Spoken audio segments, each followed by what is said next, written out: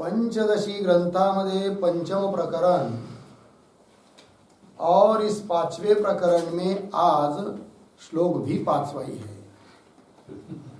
ठीक है, तो अभी तक दो महावाक्यों का विचार हुआ इस प्रकरण में। चार वेद के चार महावाक्य हैं। तो ऋग्वेद के अंतर्गत वाक्य है ऋग्वेद का प्रज्ञानम ब्रह्म, और यजुर्वेद का वाक्य है अहम ब्रह्मास्मि। बरोबर। इन दो वाक्यों का महावाक्यों का विचार करने के बाद अब सामवेद के अंतर्गत किंवा सामवेद का महावाक्य है तत्वमसि। सामवेद के अंतर्गत छांदोग्य उपनिषद और छांदोग्य उपनिषद में आया हुआ महावाक्य है तत्वमसि। इसका विचार करने जा रहे हैं। तो श्लोक नंबर 5वें की अवतरणिका को देखिए। इदानीं छांदोग्य श्रुति गतस्य तत्वमसि इति वाक्यस्य अर्थ प्रकाशनाय तत्पद लक्षार्थम आह। ठीक है, इदानीं अब छांदोग्य श्रुतिगत छांदोग्य उपनिषद में विद्यमान तत्वमसि महावाक्य है, सामवेद के अंतर्गत आता है। तो इति वाक्यस्य अर्थ प्रकाशनाय, इस तत्वमसि वाक्य का अर्थ प्रकट करने के लिए, प्रकाशित करने के लिए उस तत्वमसि महावाक्य में घटकीभूत तत्पद, उस तत्पद का लक्षार्थ क्या है उसको अब बता रहे हैं। क्योंकि महावाक्यों में जो तत्बोधक पद है, ईश्वर बोधक पद है और जीव बोधक पद है, उनकी लक्षणा करके ही अभेद बोध होता है। शक्यार्थ का अभेद नहीं है। क्योंकि जीववाचक जो पद है और ईश्वरवाचक जो पद है, उन दो पदों का जो शक्यार्थ होता है उसमें अत्यंत विरुद्धता होने के कारण, औपाधिक भेद होने के कारण दोनों की एकता हो नहीं सकती है। जीव अल्पज्ञ है, ईश्वर सर्वज्ञ है। जीव अनेक है, ईश्वर एक है, तो कैसी एकता होगी? तब एकता करने के लिए भागत्याग लक्षणा की जाती है, जिसको जद अजद लक्षणा बोलते हैं। अर्थात दोनों पदों का जो अर्थ, उनमें शक्यार्थ में से, उस अर्थ में से, शक्यार्थ में से कुछ भाग का त्याग करके कुछ भाग का ग्रहण किया जाता है। इसी को बोलते हैं भागत्याग लक्षणा। और लक्षणावृत्ति के द्वारा जिस अर्थ का बोध होता है उसको बोलते लक्षार्थ। ठीक, तो तद पद का लक्षार्थ क्या है, इस बात को अब कहने जा रहे हैं इस 5वें श्लोक में। तो श्लोक को पढ़ते हैं। एकमेवाद्वितीयं सन् नाम रूप विवर्जितं सृष्टेः पुराधुनाप्यस्य तादृक्त्वं तदितीर्यते। एकमेवाद्वितीयं सन् नाम रूप विवर्जितं सृष्टेः पुराधुनाप्यस्य तादृक्त्वं तदितीर्यते। एकम एव अद्वितीयं सत् नाम रूप विवर्जितं सृष्टेः पुरा अधुना अपि अस्य तादृक्त्वं तत् इति कीर्यते। अन्वय। सृष्टेः पुरा एकम एव अद्वितीयं नाम रूप विवर्जितं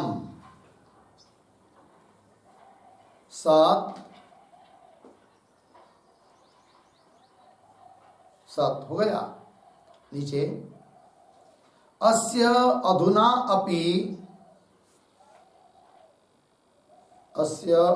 अपि तादृक्त्वं तत् इति ईर्यते। अर्थ देखिए भाई। तो कह रहे सृष्टि ही पूरा, सृष्टि उत्पन्न होने के पहले एकम एवं अद्वितीयम, एक ही एक अद्वितीय तत्व था। कैसा? पुनः कि नाम रूप विवर्जितम, उसके लिए न कुछ नाम न कुछ रूप था। ऐसा जो तत्व था एकम एवं अद्वितीय, सृष्टि उत्पन्न होने के पहले अकेला ब्रह्म, उसी को कहते हैं सत्य। वही सत्स्वरूप परमात्मा ब्रह्म है। तो बोलेंगे भाई सृष्टि उत्पन्न होने के पहले वो अद्वितीय था, एक था, एक ही था और नाम रूप से रहित था। इसका मतलब अब सृष्टि उत्पन्न होने के बाद वो परमात्मा, वो ब्रह्म जो पहले एक था, अभी द्वैत हुआ क्या? जो पहले नाम रूप से रहित था, अभी वो नाम रूप से युक्त हुआ क्या? ऐसा कोई शंका कर सकता है? ऐसी कोई शंका कर सकता है? तो उत्तर दिया नहीं। अस्य अधुनापि तादृक्त्वम, अस्य है कि नहीं, ये जो परमात्मा है, अस्य मतलब सद्वस्तु न, इस सद्वस्तु का अधुनापि अभी भी तादृक्त्वम, वैसी प्रकार वही है, अद्वितीय है, एक है और नाम रूप से रहित ही है। पुष्कर पलाशवत निर्लेप वो तत्व है, उसको किसी का लेप लगता नहीं है। ऐसा जो शुद्ध तत्व उपाधि से रहित, उसको हम कहते तद। तत्वमसि महावाक्य में तत्पद है ना, तो तत्पद के तत्पद में लक्षणा करके उस तत्व का ग्रहण किया जाता है, वो लक्ष्यार्थ है, चैतन्य मात्र। तद इति ईर्यते, तद शब्देन उच्यते इत्यर्थ, तद शब्द से वो कहा जाता है। तो टीका देखिए, एकम एव इति सदैव सौम्य इदम अग्रासीत एकम एव अद्वितीयम, छांदोग्य उपनिषद का मंत्र है कि मुनि कहते हैं मुद्दलक जी कि हे सौम्य, अग्रे है कि नहीं, सृष्टि उत्पन्न होने के पहले इदम सदैव आसीत, एक सदमात्र परमात्मा ही था। इदम अग्रे सदैव आसीत, कौन वो? एकम एवं अद्वितीयम, अद्वितीय स्वरूप परमात्मा ही था। इति वाक्य न, इस वाक्य के द्वारा क्या कहा गया? तो सृष्टि है पुरा, सृष्टि उत्पन्न होने के पहले स्वगतादि भेद शून्यम राम रूप रहितम यत् सद्वस्तु, स्वगतादि भेद शून्य, जिसमें कि स्वगत भेद, सजातीय भेद, विजातीय भेद नहीं है, स्वगतादि भेद से रहित और नाम और रूप से रहित यद वस्तु, जो वस्तु थी, यद वस्तु प्रतिपादितम अस्ति, जिस वस्तु का प्रतिपादन किया है, कि कहा कब? सृष्टि के पहले जिस वस्तु को कहा जाता है वही सद्वस्तु। क्या कह रहे आगे? अस्य, अस्य प्रतीक है, अस्य का अर्थ कर रहे सद्वस्तुनः, सृष्टि के पहले जो सद्वस्तु थी एकमेव अद्वितीय, वही सद्वस्तुनः अधुना अपि, अधुना अपि प्रतीक है, उसका अर्थ कर रहे हैं सृष्टि उत्तर काले अपि, सृष्टि उत्पन्न होने के बाद भी, सृष्टि उत्तर काले अपि तादृक्त्वम प्रतीक, उसका अर्थ कर रहे हैं विचार दृष्टिया तथात्वम, विचार करेंगे तो विचार दृष्टि से वह ब्रह्म तत्व सद्वस्तु अभी भी सृष्टि उत्पन्न होने के बाद भी वैसी की वैसी है, मतलब एक है, अद्वितीय है, नाम रूप से रहित है और स्वगत सजाति विजाति भेद से रहित है, वैसी की वैसी है। विवेक नहीं रहेगा, विचार नहीं करेंगे, तब तो भले आपको भ्रम से लग जाए कि द्वैत हो गया उसके साथ, उसको नाम रूप आ गया, किंतु वस्तुतः देखा जाए तो विचार दृष्टि से उस सद्वस्तु को नाम रूप अभी भी नहीं है और सभी स्वगत विजात स्वगत आदि भेद से वो रहित है। वही तादृक्त्वम विचार दृष्टिया तथात्वम तत् इति पदेन ईर्यते, उस तथा उस वस्तु को ही, उस सद्वस्तु को तत् इति मतलब तत् इस पद के द्वारा उसका कथन किया जाता है। तद इति पदेन ईर्यते, ईर्यते का अर्थ कर रहे, ईर्यते प्रतीक है, उसका अर्थ कर दिया लक्ष्यते इत्यर्थ, उस सद्वस्तु को तत्व ही लक्षित किया जा रहा है। हो गया अर्थ? आगे चलिए भाई, अब आगे के श्लोक के उत्तर निकाल। त्वम पद लक्षार्थम आह, क्योंकि तत्वमसि इस महावाक्य का विचार चल रहा है और इस महावाक्य में पहला पद है तद, तो तद का लक्षार्थ क्या होता है वो बता दिया। अब त्वम पद का लक्ष्यार्थ क्या है उसको बता रहे हैं। वैसा देखा जाए तो तत्पद का शक्यार्थ है ईश्वर और त्वम पद का शक्यार्थ है जीव, किंतु ईश्वर जीव का भेद हो नहीं सकता, इसलिए तत्पद का शक्यार्थ हो जो ईश्वर, उसमें से केवल सत्स्वरूप चैतन्य भाग का ही ग्रहण करना है। माया और माया में पड़ा हुआ प्रतिबिंब उसका त्याग करना है भाग त्याग लक्षणा से, केवल चैतन्य का ग्रहण, तो वो हो जाता है तत्पद का लक्ष्यार्थ। और इधर त्वम पद का वाच्यार्थ होता है जीव, अर्थात बुद्धि, अधिष्ठान चैतन्य और अधिष्ठान चैतन्य का बुद्धि में पड़ा हुआ प्रतिबिंब, तीनों मिलकर जीव होता है, किंतु उसका तो ईश्वर के साथ अभेद हो नहीं सकता, इसीलिए भाग त्याग लक्षणा करके त्वम पद का वाच्यार्थ हो जो जीव, उस जीव के स्वरूप में से बुद्धि और आभास इसको हटाकर केवल अधिष्ठानभूत बिंबभूत कुटस्थ चैतन्य पारमार्थिक जीव उसका ग्रहण करना है। किस पद से? त्वम पद से लक्षणावृत्ति करके। फिर उस त्वम पद के लक्षार्थ का तत्पद के लक्षार्थ के साथ क्या है? अभेद है, और उस अभेद को बताता है कौन? असी यह पद, तत् त्वम असी। चलिए अब त्वम पद लक्षार्थम आह, त्वम पद के लक्षार्थ को बता रहे हैं श्लोक नंबर 6। श्रोतुर्देहेन्द्रियातीतं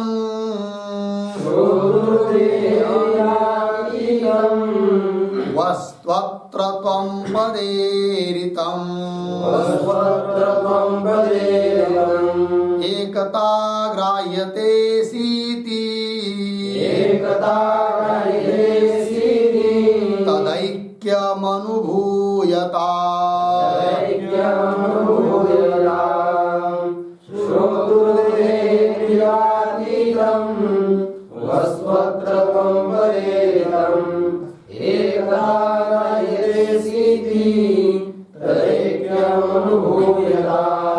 श्रोतुः देहेन्द्रियातीतं वस्तु अत्र त्वं पदा ईरितम् एकता ग्राह्यते असि इति तत् ऐक्यम अनुभूयताम।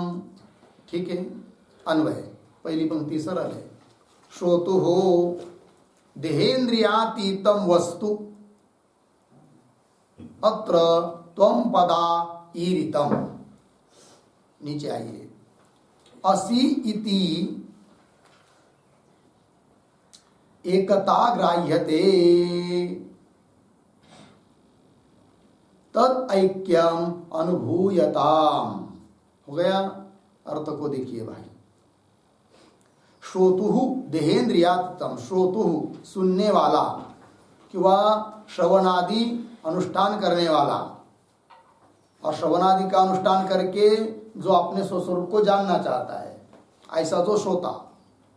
तो श्रोतुः देहेन्द्रियातीतम, उसके देह और इंद्रिय इससे अतीत जो वस्तु है, वस्तु मतलब सतरूप आत्मा है, वो यहाँ पर अत्र मतलब इस तत्वमसि महावाक्य में त्वं पदाईरितम, त्वं पद से कथन किया जा रहा है उसका।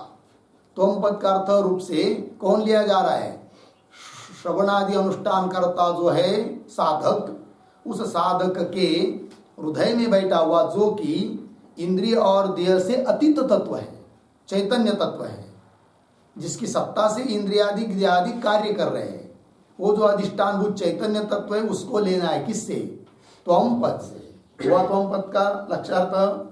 फिर आगे ये असि इति मतलब तत्वमसि महावाक्य में असि पद आया ना, तो असि इति मतलब असि इस पद से, पद के द्वारा एकता ग्राह्यते, एकता का बोधन किया जा रहा है।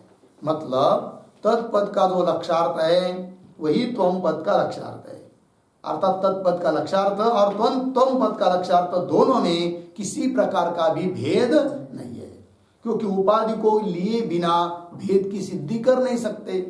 भेद की सिद्धि करना होती है तो उपाधि को लेना पड़ता है, अर्थात भेद की जो प्रतीति आ रही वो औपाधिक है, उपाधिकृत है, और उपाधि कल्पित है, तो कल्पित उपाधि के द्वारा भेद भी कैसा होगा? कल्पित, सत्य हो नहीं सकता। फिर सत्य क्या है? दोनों पदों के लक्षार्थ का अभेद, और उस अभेद को कौन बता रहा है? असी यह पद। ठीक है, तो ये तो बताया महावाक्य ने।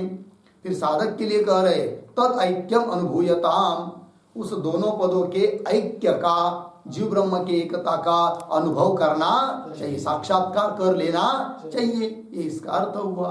अब टीका को देखिए, श्रोतु इति, तो श्रोतु प्रतीक है, उसका अर्थ कर रहे श्रवणादि अनुष्ठानेन महावाक्यार्थ प्रतिपत्तु,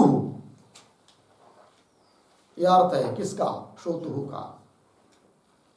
श्रवणाधिक, श्रवण मननाधिक, इन सब का अनुष्ठान करने से, अनुष्ठानेन महावाक्यार्थ, अनुष्ठान करके महावाक्य के अर्थ का प्रतिपत्तु, प्रतिपत्तु मतलब क्या? निश्चय करने वाला श्रोता, महावाक्य के अर्थ का निश्चय करने वाला जो श्रोता।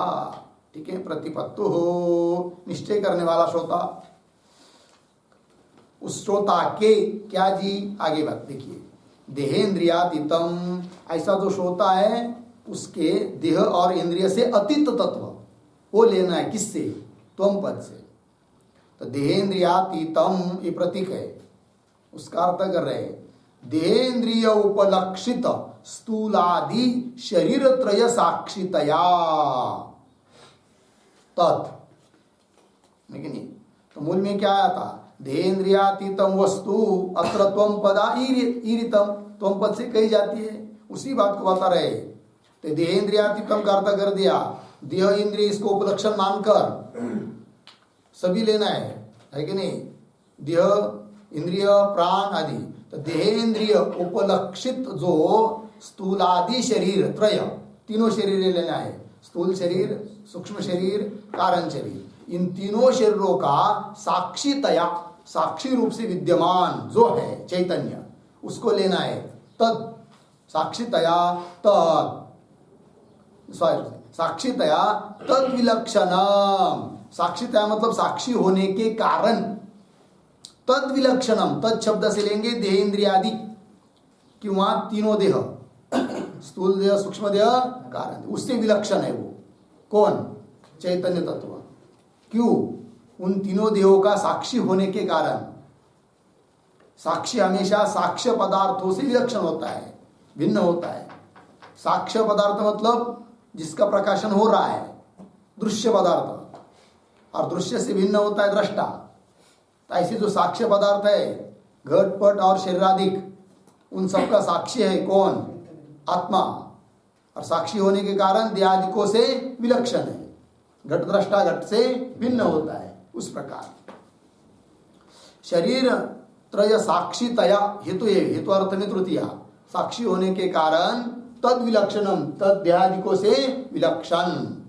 वस्तु, वस्तु प्रतीक, उसका अर्थ कर रहे हैं सद्वस्तु। वस्तु शब्द से लेना है सद्वस्तु, सत्स्वरूप वस्तु, सतई वस्तु, ब्रह्म, आत्मा, चैतन्य, सद्वस्तु एव, पूर्ण विराम। आगे त्वम पदाईरितम प्रतीक है, त्वम पदेरितम, उसका अर्थ कर रहे वाक्यगतेन त्वम इति पदेन लक्षितम इत्यर्थः। वाक्यगत, वाक्य मतलब कौन सा वाक्य? महावाक्य, तत्त्वमसि महावाक्य। उस तत्त्वमसि इस महावाक्य में है कि नहीं स्थित जो त्वम पद, उस त्वम पद से कहा जा रहा है वो चैतन्य को, वही वाक्यगतेन, वाक्य में विद्यमान, त्वम इति पदेन, त्वम इस पद के द्वारा लक्षितम इत्यर्थ, लक्षित है, लगा अर्थ। आगे चलिए, एतद् वाक्यस्तेन असि इति पदेन, अब तत्त्वमसि महावाक्य में तत्पद है त्वम पद है, दोनों का अर्थ बता दिया। अब असि भी एक पद है, उस असि पद के द्वारा क्या कहा जा रहा है तो बता रहे, देखिए एतद् वाक्यस्तेन, एतद् वाक्यस्तेन मतलब कौन सा वाक्य? तत्त्वमसि। एतद् वाक्यस्तेन, इस तत्त्वमसि महावाक्य में स्थित विद्यमान असि इति पदेन, असि इस पद के द्वारा क्या कहा जा रहा है बता रहे आगे। तत्वम पद सामानाधिकरण्य लभ्यम पदार्थ द्वयैक्यम शिष्यम प्रति प्रत्यायते इति आह एकता। तो श्लोक में एकता इत्यादि पद आ रहे ना उत्तरार्ध, उस उत्तरार्ध की अवतरणिका हुई। क्या क्या, तो वही बता रहे हैं। एतद् वाक्यस्तेन असि इति पदेन, असि इस पद के द्वारा तत्वम पद सामानाधिकरण्य लभ्यम। तत् और त्वम इन दो पदों का क्या है इस वाक्य में? सामानाधिकरण्य, एक विभक्तिकत्व है, ठीक है ना। दो पद एक विभक्ति में रहते हैं और उनका अलग अलग अर्थ होता है, पर्यायवाची नहीं हो, तब उन दोनों पदों का कहा जाता है क्या? सामानाधिकरण्य। और सामानाधिकरण के बल से उन दोनों पदों के अर्थों का क्या होता है? अभेद सिद्ध होता है। शक्यार्थ में अभेद नहीं हो रहा है तो लक्ष्यार्थ में अभेद सिद्ध हो जाता है। वही बात कर रहे हैं। असि इति पदेन तत्वम पद सामानाधिकरण्य लभ्यम, लभ्यम है कि नहीं, प्राप्य किंवा सिद्ध। सामानाधिकरण्य से सिद्ध जो पदार्थ द्वय ऐक्यम, दो पदों के अर्थ का ऐक्य। दो पद कौन से? तत्त्वम। इन दो पदों के अर्थ का ऐक्यम, एकता को शिष्यम प्रति प्रत्यायते ग्राह्यते, शिष्य को उसको बोध करा रहे, समझा रहे हैं ग्रंथकार। एकता ग्राह्यते इत्यादि मूल पंक्ति के द्वारा आया ना मूल में, असि इति एकता ग्राह्यते और तद ऐक्यम अनुभूयता, उस एकता का अनुभव कर लो। आगे चलिए, सिद्धम अर्थम आह। तो कुल मिलाकर सिद्ध अर्थ क्या हुआ? सिद्ध, सिद्ध मतलब निरूपणेन सिद्धम, इतना सारा निरूपण करने से क्या अर्थ, कौन से अर्थ की सिद्धि हुई उसको आप कह रहे निचोड़ अंतिम के बाद में। सिद्धम अर्थम आह तदैक्यम इति, तदैक्यम अनुभूयताम। टीका को देखिए, तयोः तत्वम पदार्थयोः ऐक्यम। तदैक्यम मतलब उसका विग्रह कर दिया तदैक्यम का। तयोः ऐक्यम तदैक्यम, तयोः, तयोः तत्वम पदार्थयोः, तत् और त्वम पदार्थों का ऐक्य। ऐक्यम प्रतीक है, उसका अर्थ कर रहे हैं प्रमाण सिद्धम एकत्वम। ऐक्यम का अर्थ क्या दिया?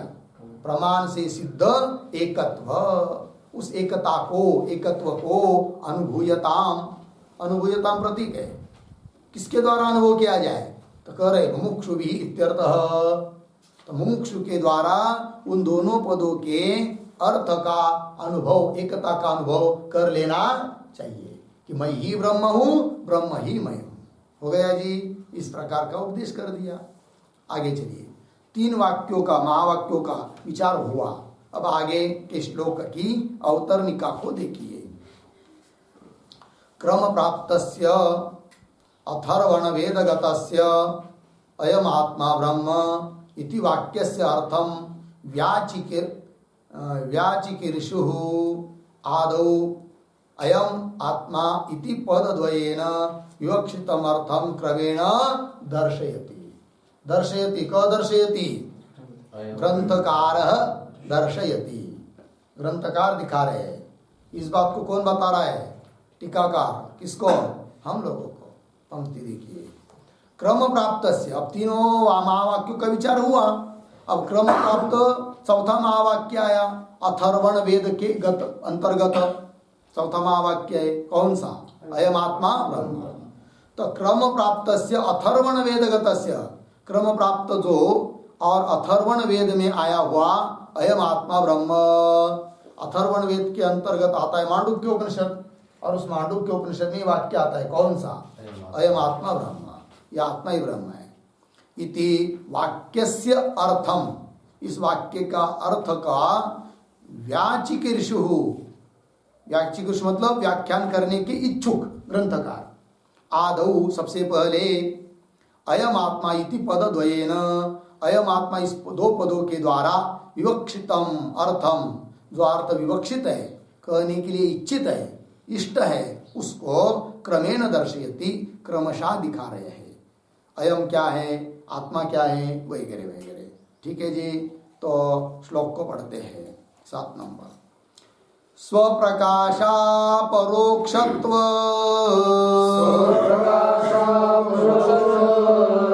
मयमित्युक्तितो मतम् अहंकारादिदेहान्ता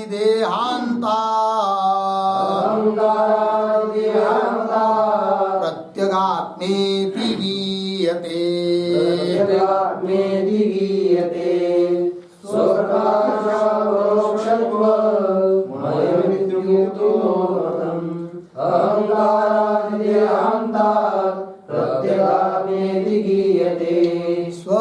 स्वप्रकाशापरोक्षत्वम् अयम् इति उक्तितः मतम् अहंकारादिदेहांतात् प्रत्यगात्मा इति गीयते। अन्वय देखिए, अयम इति उक्तितः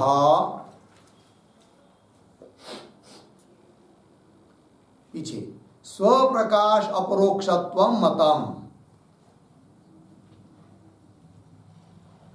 स्वप्रकाश अपरोक्षत्वं मतम। नीचे आइए, सरल है आगे। अहंकारादि देहांतात् प्रत्यग आत्मा इति गीयते।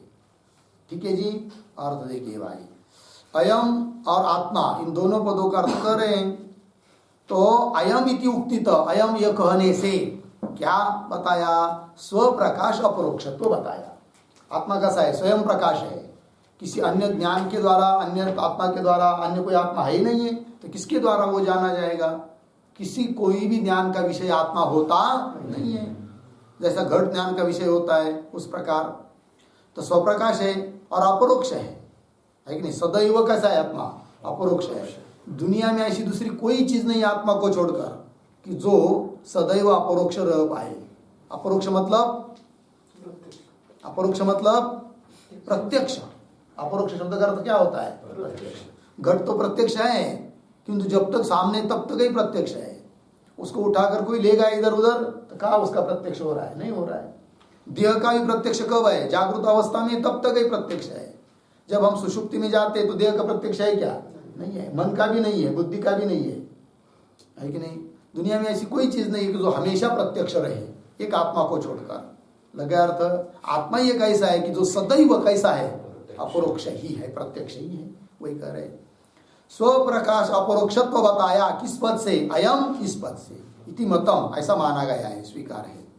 आगे फिर आत्मा पद से क्या लेना है भाई? तो कह रहे अहंकारादि देहांतात्, तो अहंकार से लेकर देह तक।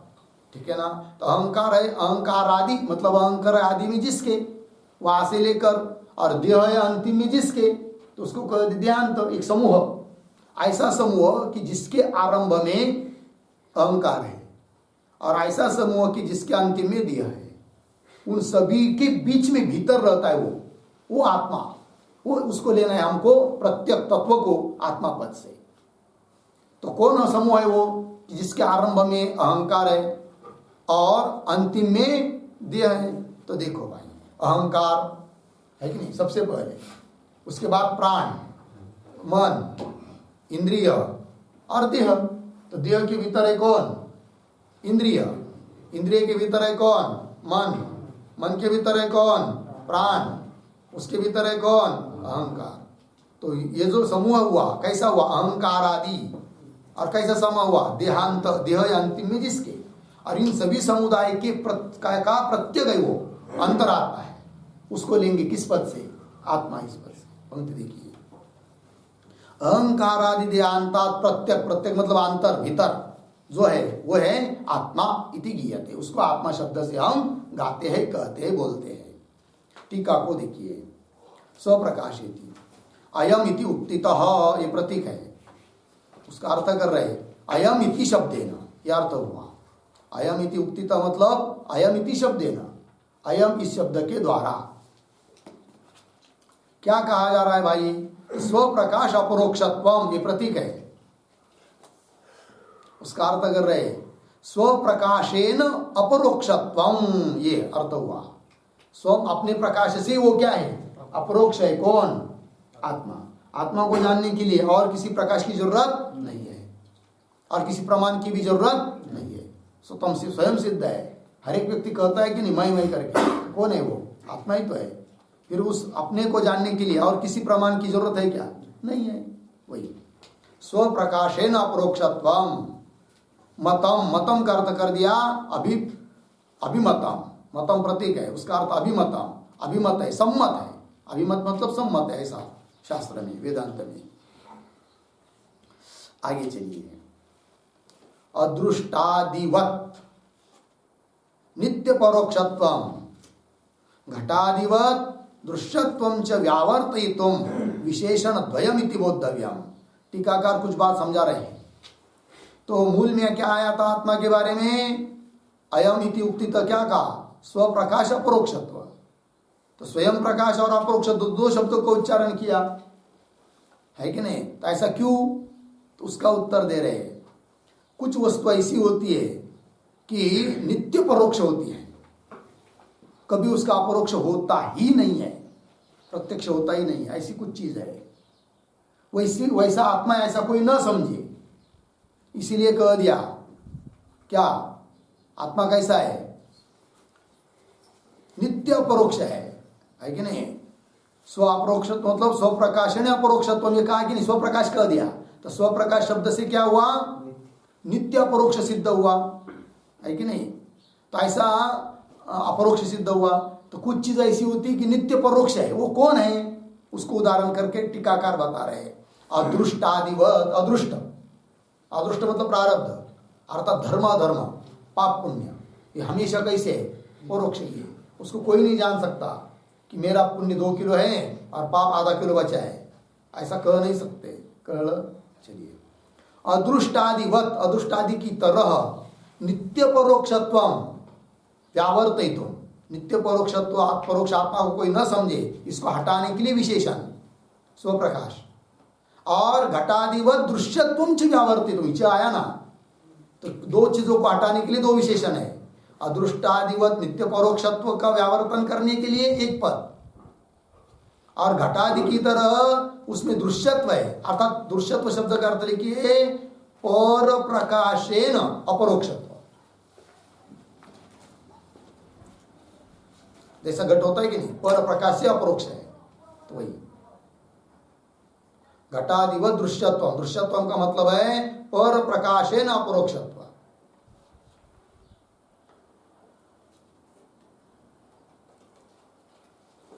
ठीक है जी। तो घटादि की तरह नहीं है वो आत्मा, मतलब दूसरे प्रकाश से अपरोक्ष नहीं, अपितु स्वयं प्रकाश से अपरोक्षत्व है, वही लिख रहे। घटादिव दृश्यत्व च व्यावर्तितो विशेषण द्वयम्। आत्मा के लिए अपरोक्ष कह दिया, क्यों? कि अदृष्टादि की तरह नित्य परोक्ष है, आत्मा ऐसा कोई न समझे, इसलिए कौन पद दिया? अपरोक्ष। और घटादि की तरह पर दूसरे का प्रकाश होकर अपरोक्ष नहीं है, दृश्य नहीं है। इस बात को समझाने के लिए पद दिया कौन सा? स्वयं प्रकाश। तो आत्मा कैसा हुआ फिर? स्वयं प्रकाश, स्वप्रकाश अपरोक्ष हुआ। लग गया जी? चलिए व्यावर्तितो विशेषण द्वयम इति बोद्धव्यम हो गया। आगे चलिए टीका में। देहादिषु अपि आत्म शब्द प्रयोग दर्शनात् अत्र आत्म शब्देन किम विवक्षितम इति आकांक्षायाम अहंकारेति श्लोक के उत्तरार्ध के अवतरणिका बता रहे हैं। क्या कि देहादिषु आत्म शब्द प्रयोगात, बहुत जगह देहादिक में ही क्या होता है? आत्मा शब्द का प्रयोग होता है। व्यवहार में लोग कुछ समझते भी है, कुछ नास्तिक आदि चार्वाक आदि वो भी देह को आत्मा समझते हैं। तो देहादिषु अपि, देहादिकों में भी आत्मा शब्द प्रयोग दर्शनात्, आत्मा शब्द प्रयोग दिखाई देता है कभी कभी दर्शनात्। फिर यहाँ पर क्या लेंगे आप आत्मा शब्द से? यहाँ पर मतलब महावाक्य में अयम आत्मा ब्रह्म, इस महावाक्य में आत्मा शब्द से आप क्या लोगे, क्या ग्रहण करोगे, ऐसा प्रश्न उपस्थित होता है। क्योंकि बहुत जगह देह को भी क्या कहा गया है? आत्मा। नास्तिक आदि को ने कहा ही है। तो वही देहादिषु अपि आत्म शब्द प्रयोग दर्शनात्, आत्म शब्द का प्रयोग दिखाई देता है दर्शनात्। अत्र मतलब इस महावाक्य में आत्म शब्देन किम विवक्षितम, आत्म शब्द से क्या विवक्षित है, किसको कहना चाहते हो? विवक्षितम इति आकांक्षायाम, ऐसी यदि आकांक्षा होती है तो आह कह रहे अहंकार आदि इत्यादि पंक्ति के द्वारा। तो कह रहे अहंकार आदि यस्य, तो इसकी उत्पत्ति बता रहे अभी। अहंकार आदि देहांतात आया कि नहीं? तो अहंकार आदि यस्य, अहंकार है आदि मतलब आरंभ में जिसके, जिस समुदाय के, उस समुदाय को कहेंगे क्या? अहंकार आदि। तो अहंकार आदि यस्य, कौन है वो समुदाय? प्राण, मन, इंद्रिय, देह संगातस्य। संगात मतलब समूह। इस समूह के आदि में कौन है? अहंकार है कि नहीं? सह स मतलब अहंकार आदि, यह अर्थ निकला। तथा उसी प्रकार, देहांत का आता कि नहीं, तो उसका करे तथा देह अंत यस्य, देह अंतिम में जिसके, जिस समुदाय के, यस्य मतलब उक्त संगातस्य, अभी अभी जो संगात का है कि समूह, कौन कौन, अहंकार, प्राण, मन, इंद्रिय, देह, ये समूह।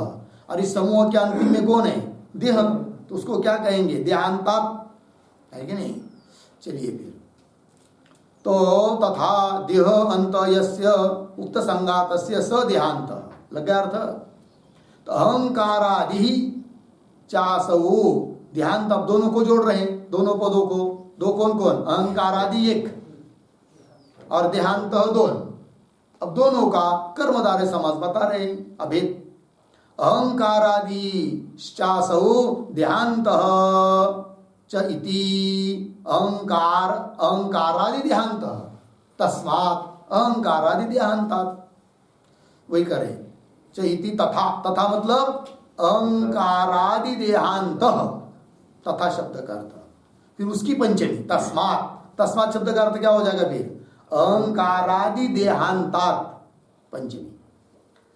तो अहंकारादि देहांतात, उन सब के भीतर, प्रत्यक लिखा है कि नहीं आगे, प्रत्यक, प्रत्यक का अर्थ कर रहे अधिष्ठानतया, साक्षीतया च अंतर, प्रत्यक का अर्थ है अंतर, किंतु सबके अंदर क्यों है और सबसे विलक्षण क्यों है, उसका हेतु दिया, अधिष्ठानतया साक्षीतया च, सबका अधिष्ठान है और सबका साक्षी है। तो जो जिसका साक्षी होता है वह साक्ष्य पदार्थ से भिन्न होता है। तो आत्मा सबका साक्षी है देहादिकों का, इसलिए वो उनसे विलक्षण है, उसके अंदर है, अधिष्ठान होने से अंदर है, ठीक है ना, और साक्षी होने से विलक्षण है। तो अधिष्ठानतया साक्षीतया च अंतरः, कौन, आत्मा इति गीयते, उसको ही आत्मा इस शब्द से गाया जाता है, बोला जाता है। कहाँ पर, अस्मिन वाक्य इत्यर्थ, अस्मिन वाक्य मतलब अयम आत्मा ब्रह्म, इस वाक्य में। तो इस वाक्य में आए हुए जो तीन पद, अयम आत्मा ब्रह्म, उसमें से अयम पद का अर्थ बता दिया और आत्मा पद का अर्थ बता दिया, आत्मा पद का अर्थ भी कह दिया। अब रह गया कौन, ब्रह्म पद का अर्थ, उसको कह रहे आगे के श्लोक में। तो आगे के श्लोक की अवतरणिका को देखिए। ब्राह्मणादिषु अपि ब्रह्म शब्दस्य प्रयोग दर्शनात् तद्व्यावर्तनाय अत्र विवक्षितम अर्थम आह। ठीक, टीकाकार कह रहे हैं कि अयमात्मा ब्रह्म, तो ब्रह्म पद का अर्थ बताना है, किंतु ब्रह्म पद से कोई ब्राह्मण व्यक्ति न ले, इसलिए उसका अर्थ बता रहे, हम बताएंगे, टीका ग्रंथकार बता रहे, बोलेंगे ब्रह्म शब्द का अर्थ ब्राह्मण कैसे लेंगे। तो बहुत जगह ब्राह्मणों के लिए भी ब्रह्म शब्द का प्रयोग दिखाई देता है। तो यहाँ पर भी अयम आत्मा ब्रह्म, इस वाक्य को सुनने के बाद कोई व्यक्ति ब्रह्म शब्द से ब्राह्मण को न समझे, इसलिए ब्रह्म शब्द का अर्थ कर रहे। ठीक, ब्राह्मण आदि अपनी ब्रह्म शब्द से प्रयोग दर्शनात्, ब्रह्म शब्द का प्रयोग दिखाई देता है दर्शनात्, तद व्यावर्तनाय, उसकी व्यावृत्ति करने के लिए, मतलब ब्रह्म शब्द से कोई ब्राह्मण मनुष्य को ग्रहण न करे, इसलिए व्यावर्तनाय अत्र विवक्षितम अर्थमाह, इस महावाक्य में आया हुआ जो ब्रह्म पद है, उस ब्रह्म पद से विवक्षित अर्थ कहने के लिए इच्छित अर्थ क्या है, तात्पर्य किसमें है, उसको कह रहे अब श्लोक के माध्यम से। 8वें श्लोक को पढ़ेंगे। दृश्यमानस्य सर्वस्य जगतस्तत्त्वमीर्यते ब्रह्म शब्देन तद्ब्रह्म स्वप्रकाशात्मरूपकम् दृश्यमानस्य सर्वस्य जगतस्तत्त्वमीर्यते ब्रह्म शब्देन तद्ब्रह्म स्वप्रकाशात्मरूपकम्। दृश्यमानस्य सर्वस्य जगतः तत्त्वम् ईर्यते ब्रह्म शब्देन तद्ब्रह्म स्वप्रकाशात्मकम् स्वप्रकाशात्मरूपकम्। अन्वय देखिए। दृश्यमानस्य सर्वस्य जगतः तत्त्वम्, नीचे ब्रह्म शब्देन, पीछे ईर्यते, ब्रह्म शब्देन ईर्यते। आगे तद ब्रह्म स्वप्रकाश आत्मरूपकम। ठीक है, अर्थ देखिए भाई। दृश्यमान से सर्व से जगत, दृश्यमान दिखाई देने वाला यच्च यावत जगत जो भी है, उस जगत का जो तत्व, बोलेंगे जगत का क्या तत्व है भाई, तो सीधी परिभाषा है, अध्यस्त वस्तु का तत्व अर्थात वास्तविक स्वरूप अधिष्ठान होता है। जैसे अध्यस्त हुआ सर्प, सर्पादि, उसका तत्व मतलब वास्तविक स्वरूप कौन है, रज्जु, अधिष्ठान। उसी प्रकार समस्त जगत अध्यस्त है, इन अध्यस्त जगत का तत्व अर्थात वास्तविक मूल रूप कौन है, अधिष्ठान तत्व चैतन्य। उस चैतन्य को लेते यहाँ पर किस शब्द से, ब्रह्म शब्द से। वो कह रहे हैं दृश्यमान से सर्व से जगत तत्वम ब्रह्म शब्देन ईर्यते, ईर्यते नाम कथ्यते। फिर तद ब्रह्म, वह ब्रह्म कैसा है, स्वप्रकाश आत्मरूपकम, स्वयं प्रकाश आत्मा रूप है वो। चलिए, इति श्रीमद् परमहंस परिव्राजकाचार्य विद्यारण्य मुनि वर्य कृत पंचदश्याम महावाक्य विवेक समाप्त। मूल ग्रंथ समाप्त हुआ, टीका बाकी है। तो इस प्रकार परमहंस परिव्राजकाचार्य विद्यारण्य स्वामी जो अत्यंत श्रेष्ठ है, मुनियों में श्रेष्ठ है, उनके द्वारा बनाया हुआ जो ग्रंथ पंचदशी, उस पंचदशी के अंतर्गत महावाक्य नाम का विवेक प्रकरण यहाँ पर समाप्त हुआ। टीका को देखिए, दृश्यमानस्य इति दृश्यत्वेन मिथ्याभूतस्य सर्वस्य आकाशादेहे जगत तत्व। ठीक है जी, दृश्यत्वेन मिथ्याभूतस्य, जगत दृश्य है कि नहीं, दृश्य होने के कारण मिथ्या है, हेतु अर्थ में तृतीया, दृश्यत्वेन मिथ्याभूतस्य, क्योंकि एक नियम है, सिद्धांत है, जो जो दृश्य होता है वह मिथ्या होता है। इसलिए जगत का मिथ्यात्व सिद्ध करने के लिए हेतु दिया जाता है। अनेक हेतु में से ये भी एक हेतु है, दृश्यत्व। कैसा, इदम जगत मिथ्या दृश्यत्वात् घटादिवत सर्पादिवत, जो जो दृश्य होता है वह मिथ्या होता है। देखिए, दृश्यत्वेन, दृश्य होने के कारण, मिथ्याभूतस्य सर्वस्य आकाशादे, मिथ्या स्वरूप ऐसे जे सभी के सभी आकाशादिक मतलब भूत भौतिक प्रपंच आकाशादे है। जगत, जगत शब्द से क्या लिया, सब लिया, जगत शब्द से, जगत तत्वम प्रतीक है, उसका अर्थ कर रहे अधिष्ठानतया, तद्बाद अवधित्वेन च पारमार्थिकम सच्चिदानंद लक्षणम यत् रूपम अस्ति तत् ब्रह्म शब्देन ईर्यते। ईर्यते का अर्थ कर रहे कथ्यते। हो गया अर्थ, देखिए भाई।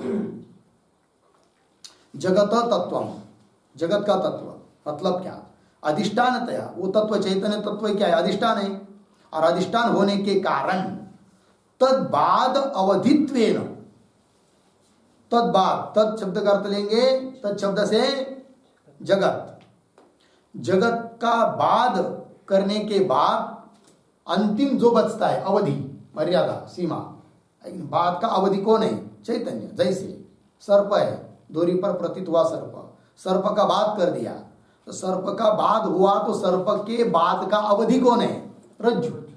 उस प्रकार जगत के बाद का अवधि, अंतिम सीमा कौन है, ब्रह्म तत्व, कि उसका बाद हो नहीं सकता। वही अधिष्ठानतया तद बाधावधित्वेन च पारमार्थिकम, पारमार्थिकम का अर्थ है वास्तविकम, पारमार्थिक तत्व है वो, वास्तविक है।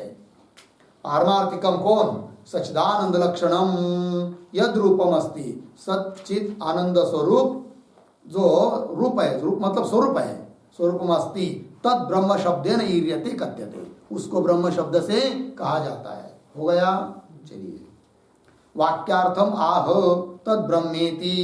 अब कुल मिलाकर वाक्यार्थ क्या बना, तो दे रहे तद ब्रह्म स्वप्रकाश आत्मरूपकम, अंतिम पाद में आया था ना, उसको बता रहे यद उक्त लक्षणम ब्रह्म, जो अभी अभी ऊपर कहा हुआ जो ब्रह्म है वह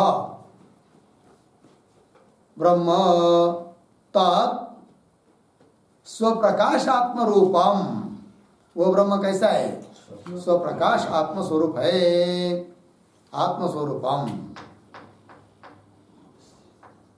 उसकी व्याख्या कर रहे भाई। देखो भाई, यद उक्त लक्षणम ब्रह्म तत्, वह ब्रह्म, तत् शब्द नहीं हो तो लिख लीजिए, यद उक्त लक्षणम ब्रह्म, उसके बाद तत्, कैसा है वो ब्रह्म?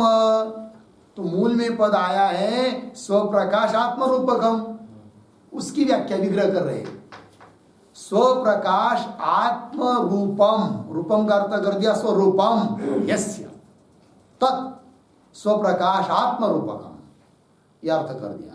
स्वयं प्रकाश आत्मा यही है, रूप अर्थात स्वरूप जिसका, तत् उसको कहेंगे स्वप्रकाश आत्म रूपकम, वो ब्रह्म है।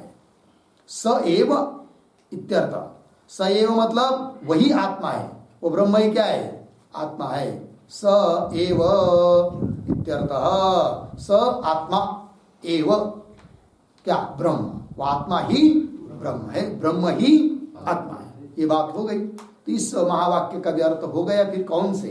अयम आत्मा ब्रह्म। आगे, इति श्रीमत् परमहंस परिव्राजकाचार्य श्री भारती तीर्थ विद्यारण्य मुनिवर्य किंकरेण श्री रामकृष्णाख्य विदुषा विरचिता महावाक्य विवेक दीपिका समाप्ता। टीका का भी समाप्ति हुई। इस प्रकार श्रीमद् परमहंस परिव्राजकाचार्य ऐसे श्री भारती तीर्थ और विद्यारण्य ऐसे मुनि वर्य, श्रेष्ठ ऐसे मुनि लोग और उनका किंकर अर्थात दास सेवक कौन? रामकृष्ण पंडित टीकाकार, श्री रामकृष्णाख्य विदुषा, रामकृष्ण नाम जिनका, ऐसे उस विद्वान के द्वारा विरचिता रचित महावाक्य विवेक नाम का ये जो प्रकरण है उसकी दीपिका नाम की टीका अब समाप्त हुई। ठीक है, आगे चलेगा छठवां प्रकरण कल से। ओम पूर्णमदः पूर्णमिदं पूर्णात् पूर्णमुदच्यते पूर्णस्य पूर्णमादाय पूर्णमेवावशिष्यते। शांति शांति शांति।